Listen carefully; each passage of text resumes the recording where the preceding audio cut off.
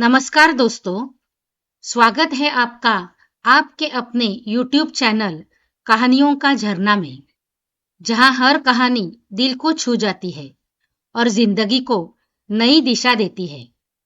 आज हम आपके लिए लाए हैं एक प्रेरणादायक कहानी, अधूरी पढ़ाई, अधूरा सपना।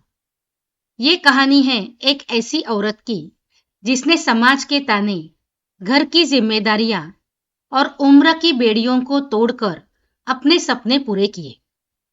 तो चलिए शुरू करते हैं ये दिल छू लेने वाली कहानी, अधूरी पढ़ाई, अधूरा सपना। राजस्थान के एक छोटे से कस्बे में सविता नाम की एक औरत रहती थी। उम्र करीब 40 साल, चेहरे पर हल्की झुर्रियां और आंखों में हमेशा थकान। वह पूरे दिन घर का काम करती, बच्चों को संभालती और पति के साथ छोटी सी किराने की दुकान चलाती। सविता जब भी किसी बच्चे को स्कूल जाते देखती, उसकी आंखें भर आती। उसका अपना सपना कभी पूरा नहीं हो पाया था। बचपन में वह पढ़ाई में बहुत होशियार थी। उसकी टीचर कहती थी, अगर सविता आगे पढ़ेगी तो जरूर अफसर बनेगी।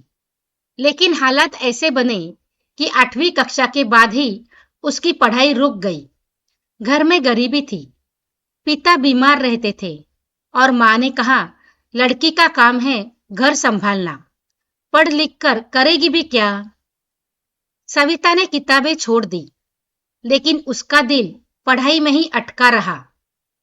जब भी वह अपनी कॉपी खोलती, अक्षरों से बातें करती। लेकिन फिर शादी हो गई, बच्चे हुए और जिम्मेदारियों ने उसके सपनों पर मोटी परत डाल दी। सविता का बड़ा बेटा राहुल 10वीं कक्षा में पढ़ता था। एक दिन वह स्कूल से उदास होकर आया।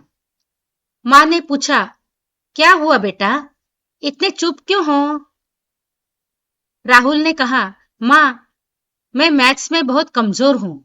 मुझे लगता है मैं पास ही नहीं हो पाऊंगा। पापा तो मुझे डांटेंगे ही। सविता ने उसे समझाया, बेटा, मेहनत करने से कुछ भी कठिन नहीं होता। चलो, मैं तुम्हें पढ़ाती हूं। राहुल हंस पड़ा, मां, आप मुझे क्या पढ़ाएंगी? आपने तो 8वीं के बाद पढ़ाई ही छोड़ दी थी। यह सुनकर सविता के दिल में जैसे किसी ने तीर मार दिया। उसकी आंखें नम हो गई, लेकिन उसने कुछ नहीं कहा। उस रात उसे नींद नहीं आई। उसने सोचा, क्या सच में मैं अपने बेटे की मदद नहीं कर सकती? क्या मेरी अधूरी पढ़ाई मेरी पहचान बन गई है? अगले दिन सुबह सविता स्कूल गई और प्रिंसिपल से मिलने का साहस किया। उसने कहा, मैडम, मैं आगे पढ़ना चाहती हूं। क्या मैं फिर से 9वीं कक्षा में दाखिला ले सकती हूं?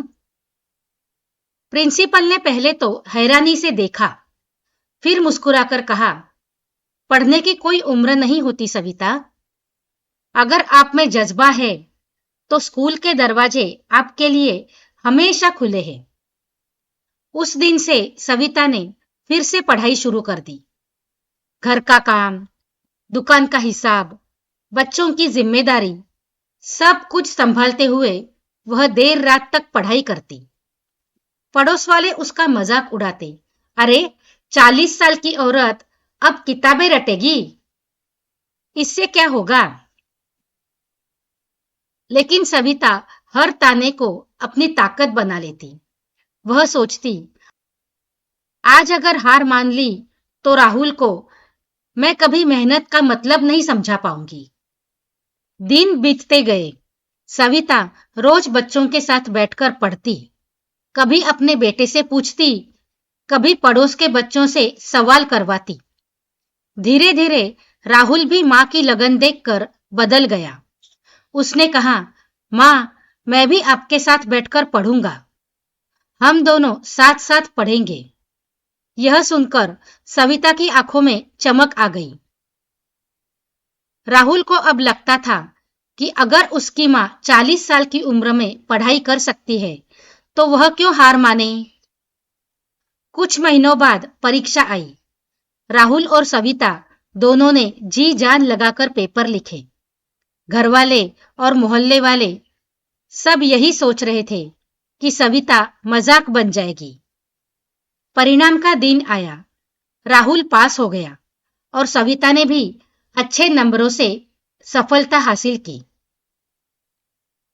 पूरे मोहल्ले में चर्चा थी, देखो सविता ने कर दिखाया। उम्र पढ़ाई के लिए कभी रुकावट नहीं होती। उस दिन सविता ने अपने बेटे से कहा, बेटा, अगर कभी लगे कि रास्ता कठिन है तो याद रखना, तुम्हारी मां ने 40 साल की उम्र में किताबें उठाई थी। हार मानना आसान है, लेकिन कोशिश करना ही असली जीत है। राहुल ने मां के पैर छुए और बोला, मां, अब मैं कभी हार नहीं मानूंगा। आपने मुझे सिखाया है कि सपने पूरे करने की कोई उम्र नहीं होती। ये कहानी हमें यही सिखाती है कि परिस्थितियां कैसी भी हो, सपनों को कभी अधूरा मत छोड़ो। लोग हंसेंगे, ताने देंगे, लेकिन जब तुम मेहनत करोगे तो वही लोग ताली भी बजाएंगे।